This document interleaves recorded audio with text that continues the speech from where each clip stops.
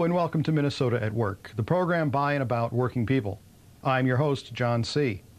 We have a very special topic for today's show, the life and legacy of Senator Paul Wellstone. In the decades he spent organizing, and in the 12 years he served in the United States Senate, Paul Wellstone and his wife Sheila touched the lives of millions of working people. We're going to visit with a few of them and hear how the legacy of the Wellstones lives on in a variety of ways. We'll meet a photographer who traveled with Paul on his historic 1990 campaign and recently published a book of her photographs. We will view some footage from Minnesota at Work archives that shows Sheila speaking to union members, and we'll hear from immigrant workers who were inspired by the Wellstones to stand up and speak out. Let's start with a short film that captures some of the energy and excitement that made Paul Wellstone so popular with union members. It was produced by the National AFL-CIO.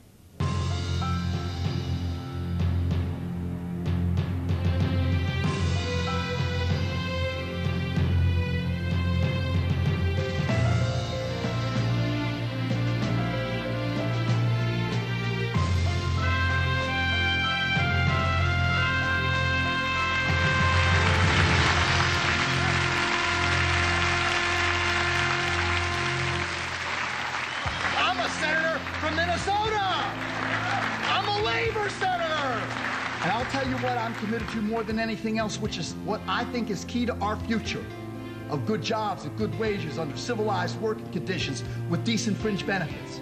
And it is this. It is the right to organize, and I see all around this country, brothers and sisters, all around this country, 12,000 workers illegally fired every year. We need a change. No longer will it be profitable. It'll be 3 times back pay and you get taken to court. No longer will there be captive audience speeches the workers get to hear from both sides. No longer will they be able to drag out the elections. There'll be expedited elections. No longer can they refuse to sign a contract. If so, it goes to mediation and binding arbitration. I do believe our future is organizing the unorganized. I think we have to. Not only because it's noble, but because we have to do it to survive. We've given our sweat and tears to make our country, which we love, a better country. And now I see what I really believe is an effort to overturn about 70 years of people's history. I believe that. I feel like it is really time for us to organize and have as bold and as strong a voice as possible. We will keep on marching and keep on fighting and keep on marching and keep on fighting and keep on marching and keep on fighting until we win this battle. That's what it's all about, organizing the unorganized, reaching out into community. We're on the march. It's the bread and butter economic issues. We're strong, Minnesota AFL-CIO. I intend to fight for working people, and if that means taking on large corporations and financial institutions, so be it. I don't think the tobacco companies or the oil companies or the big insurance companies or the pharmaceutical companies will like me as a senator, but they already have great representation. It's the rest of the people that need a United States senator.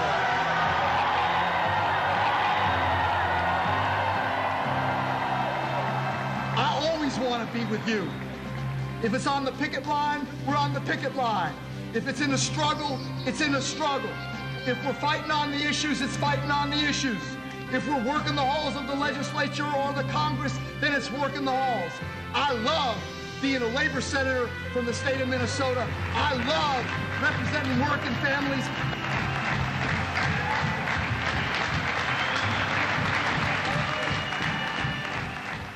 It is time not to be depressed, not to fade away, not to hide, not to duck for cover, but to assert our values and make it clear this is our country, our people, our programs. We believe in opportunity, we believe in economic justice, and that starts with decent jobs and decent wages.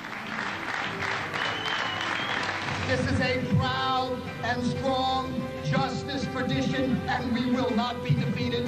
We will not be defeated.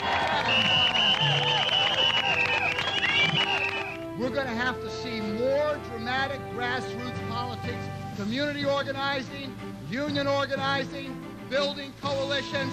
Keep on fighting, keep on marching, keep on fighting, keep on marching, keep on fighting, keep on marching, keep on fighting, and keep on marching for justice in America!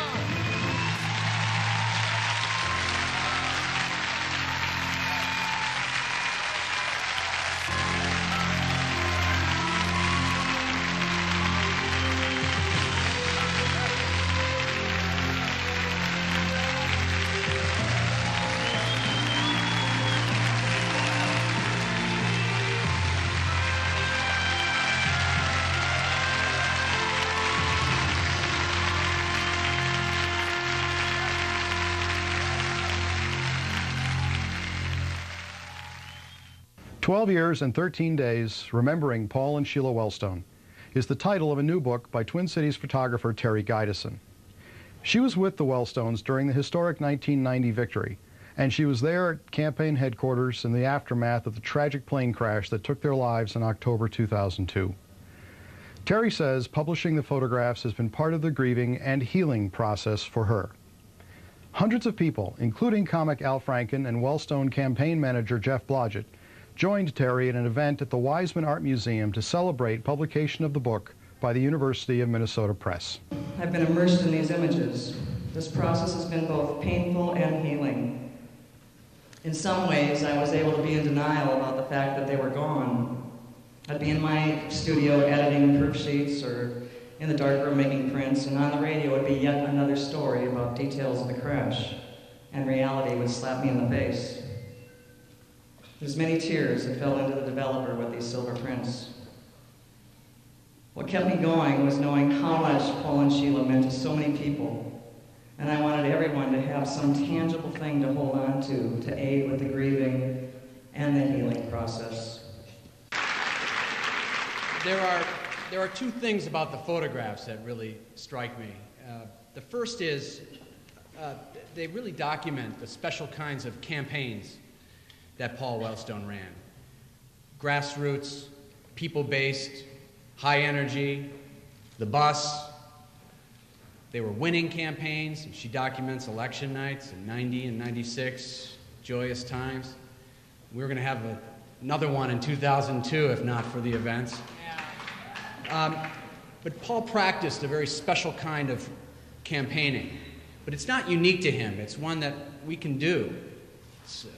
It involves leadership, but it also involves a lot of people knowing how to organize and a lot of people involved on the volunteer level. And it's the kind of campaigns that we now teach through Camp Wellstone. But I just love the fact that Terry's been able to document those campaigns because it's important, and it's important for us to learn from those and apply them going forward. That's the first thing. And the second thing that strikes me about the photos is I think they capture what really, when you get down to it, is the essence of Paul Wellstone. And that is his simple love of humanity. He just loved people. And you can tell that through many of his photographs where he's grabbing onto people, he's hugging, he's laughing, he's holding on to two people at once. It's amazing. I really love being here tonight. I need this. I've been on a book tour, and I'm starting to get cynical. Thank God I'm here. Shoot, I was this close to going over to cynical.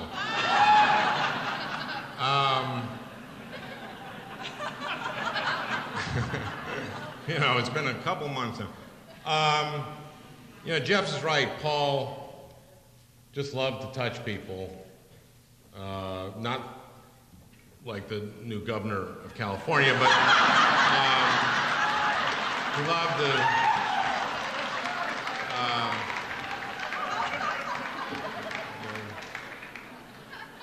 very, very different kind of thing. It was you didn't feel humiliated after Paul touched it.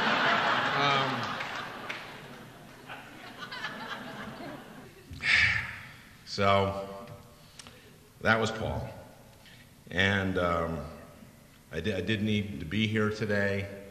I know it because I'm talking to some media tomorrow. They're lovely.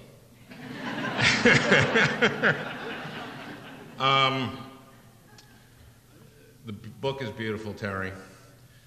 I want this. Can I have it? What a selfish thing to do. I came and goodbye.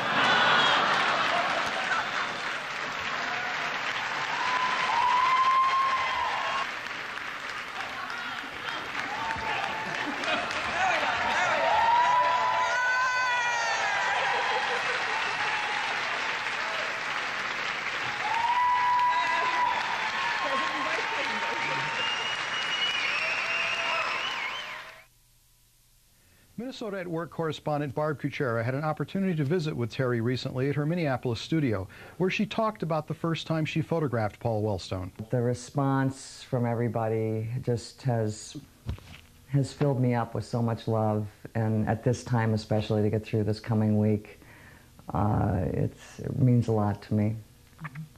Well, tell everybody a little bit about how did you first meet Paul and Sheila, get into taking pictures of them? Well, I had just a couple of years before photographed Jesse Jackson's presidential campaign in 1988, and Paul, as many people maybe remember, was Jesse's state chair for that campaign. I never met him, though. I was picked up by the national people pretty early on, and so some of my buddies who were workers on the campaign then went on to work for Paul's campaign in 1990. And they knew of my photographs from Jackson, so they were very excited to have me, come follow Paul. And one of the first trips that I did a couple things in the office, and then there was a trip that he was taking up to the Iron Range. And we flew in a small airplane up to Duluth and did an Iron Range tour. And I'd never seen anybody like him before. He walked in and just started hugging everybody.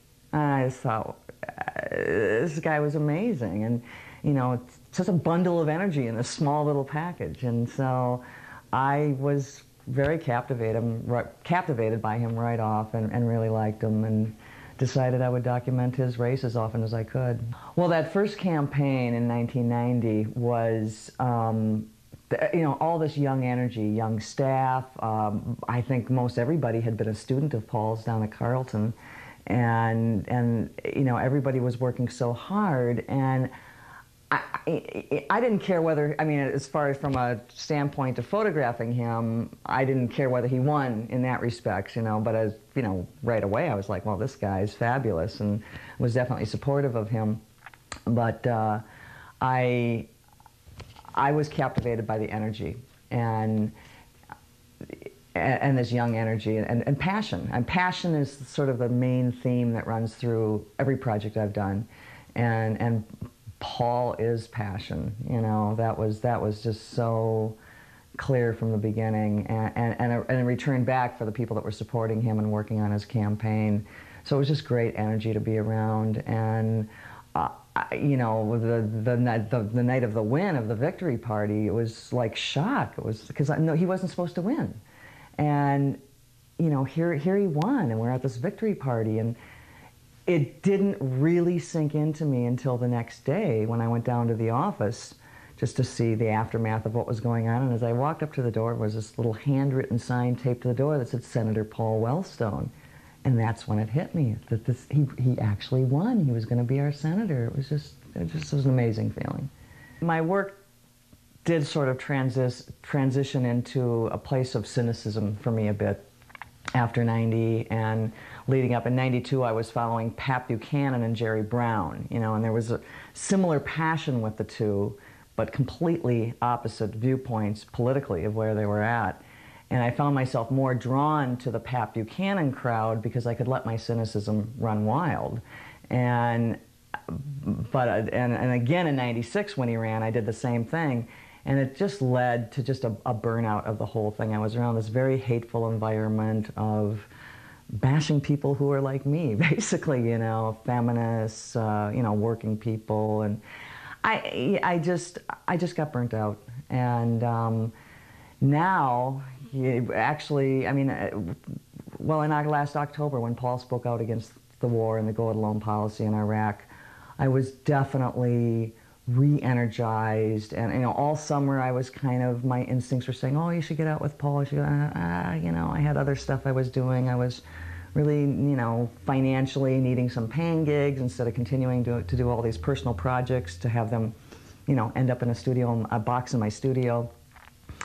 But when he spoke out against the war, I thought, I've got to get back out with him again. And so I'd just taken a job out of town, but I was going to be back in time to be able to do the last couple of weeks with him or so. And then actually, the day of the crash, I was headed over to the office to go get a schedule for that weekend and the last week. And then I ended up grabbing cameras and going down there and spending the next 13 days. And so that experience of being around these people working so hard and pulling themselves together to, you know, plan, going from rallies and fundraisers to memorials and funeral services, and then back to, you know, running Walter Mondale's campaign for 5 or 6 days. It was just an amazing experience of the dedication to these people. I thought, these are the people I want to be around. Well, this is still one of my very favorite pictures, and it's one of the first ones I made. And this was at the Duluth Senior Center. And when this came together, I was standing there, and it came together with this praying hands and the same pattern happening here. And this woman, you know, there's all these triangles going on, but there's just that hope, you know, and it's like, oh, could this guy be the one, you know, and can he really be elected? And this was very early on in 1990. So, and then to where he actually won. He was going to, Walter Mondale met him at the National Capitol and greeted him. And it's so, I mean, this one sort of takes my breath away, that the historical significance of this image 13 years later now, that Walter Mondale was there at the beginning, and then Walter Mondale stepped in again after Paul's death. So this picture historically has just taken on a whole new significance for me. So, and then the image that's the cover of the book, I so remember the exact moment that day. It was Election Day '96, and I was bouncing around with them on the back of that platform, going through the streets. They had gone to vote. It was Election Day, and they were just having so much fun. And I, you know, it was all happening so fast that a lot of times you just look for patterns that happen in the viewfinder. And I remember these arms going up in the air, and it was one of those times I could just feel it right as soon as I hit the shutter. I could feel it right through me, and I leaned over and I said to Paul, oh, I think I made a really good picture of the two of you. But, you know, I'm not always my own best editor, and I didn't even find this image on my proof sheets to print it until this past February when I was doing all of the editing for the book. But as soon as I saw it, I knew it was the one that had to be the cover, that really shows their enthusiasm and their energy and their spirit. The Weizmann Art Museum on the University of Minnesota campus is sponsoring a show of Terry's photographs from November 18th to December 19th. For more information, check out the websites listed at the end of our show. We're going to shift gears a bit and take another look back at the Wellstones, this time focusing on Sheila. When the demands of his Senate work prevented Paul from attending union events, Sheila often filled in for him. It wasn't long before union members began to look forward to these visits, even joking that Sheila had become a better speaker than Paul. Judge for yourself. Here's Sheila addressing the Minnesota AFL-CIO convention in 1998. You know, I always say that I'm sorry when Paul can't be here, but if Paul was here, I couldn't be here.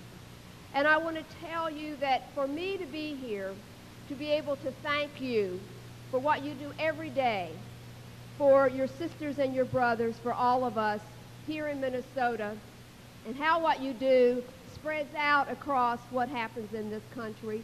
We are a model. People do look to us in all kinds of ways, and how the people within our state who organize labor, who work with communities, are very much a model. I come from a labor background too.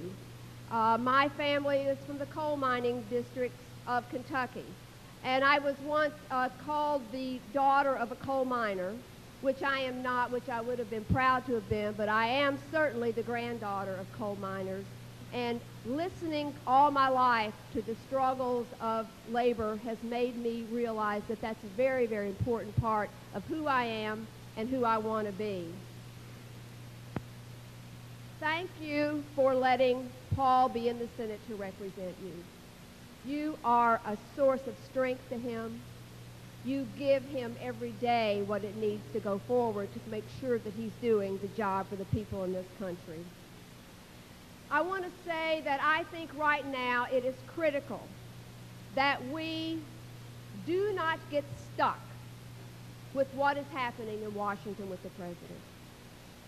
His behavior is indefensible, but we can't let that stop us.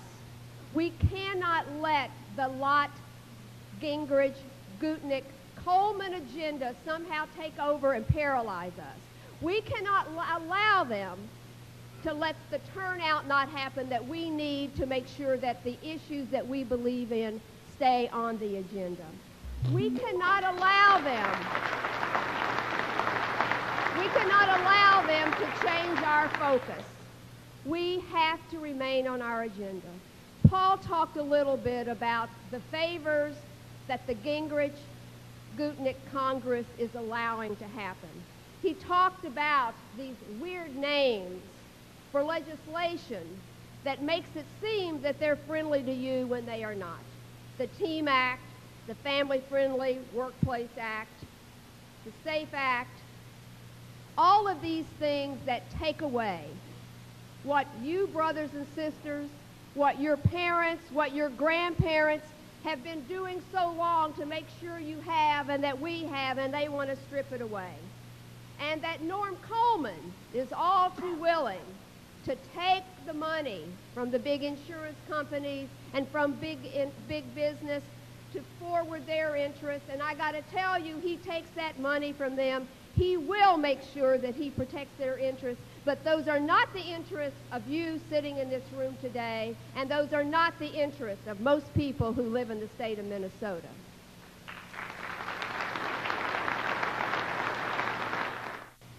But what I'd like to ask you before you leave today is to leave with a commitment. Paul and I are making the commitment that we are going to be working from tomorrow until Election Day to make sure that we have the strongest turnout among DFLers that we can have. We're going to continue doing just what you've done and ask you to do it. We need to continue the door knocking, the phone banking. We need to do it the way we've always done it. Union hall to union hall, neighbor to neighbor, community to community. We need to do all those things to make sure that we have a great turnout. We want to stop the Lott, Gingrich, Gutnick, Coleman agenda. We want to stop it dead in its tracks. It is anti-union. It is anti-working family. It is wrong for our state, and it's wrong for America.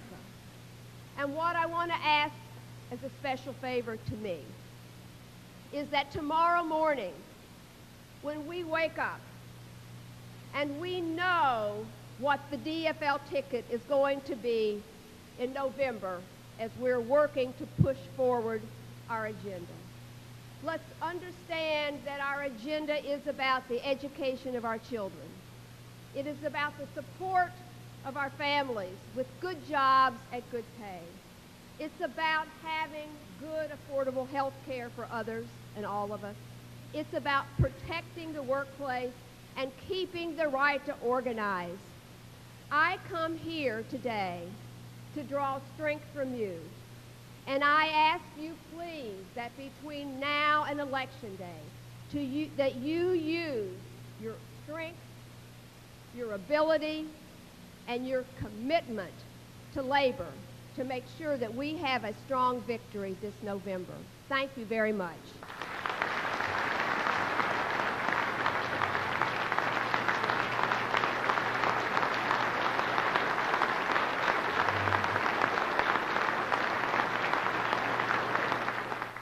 How does the legacy of the Wellstones live on?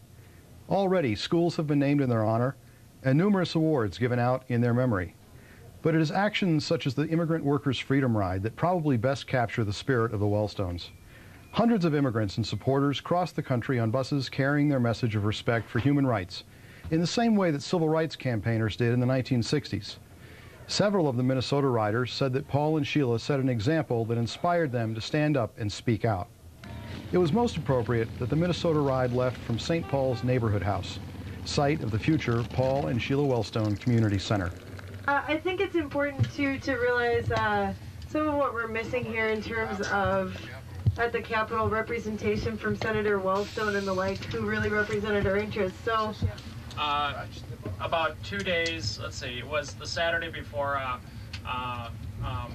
something pretty bad happened, and we were at a rally at the state capitol. SEIU had hauled in a whole bunch of people to walk through the neighborhoods, door knock and leaflet just before the election. And I was on the Capitol steps, and we had an opportunity to get on the bus, and Paul was there, and we got to talk about the Freedom Ride for the first time on the Wellstone bus, and the plane went down a couple days later. That was the last time I talked to Paul. What did he think of the Freedom Ride? He loved the idea. He thought it was going to be great, and he said he'd do all he could to help.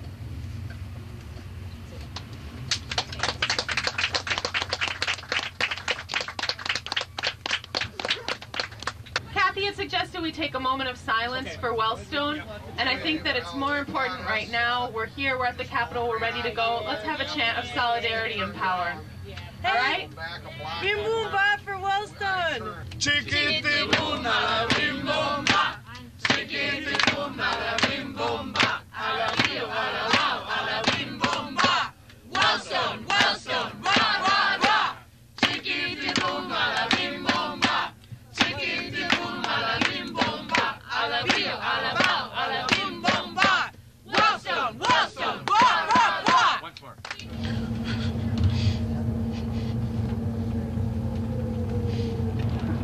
Senator Wellstone played a major role in me becoming not only a legal resident, but hey, Group 3, this is where you'll be picked up for the laborers or the Unite rally.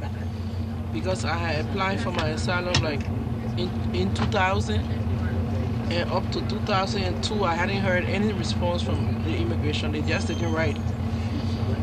To me, he would have been on the ride from Minnesota here. He wouldn't have even agreed to stop halfway. He would have been ahead of us or behind us or on the bus with us. He would have played a major role because I think his legacy still goes on with a bus. He ran his campaign with a bus, and so I'm sure that he believed in rides, and he believed in a right to freedom.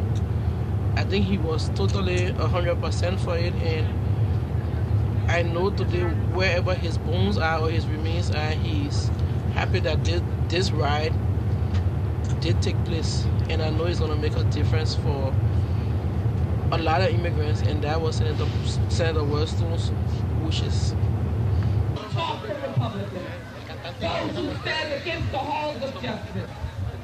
Thank you for watching this special Minnesota at Work program on the lives and legacy of Paul and Sheila Wellstone. We'll see you next time. The union for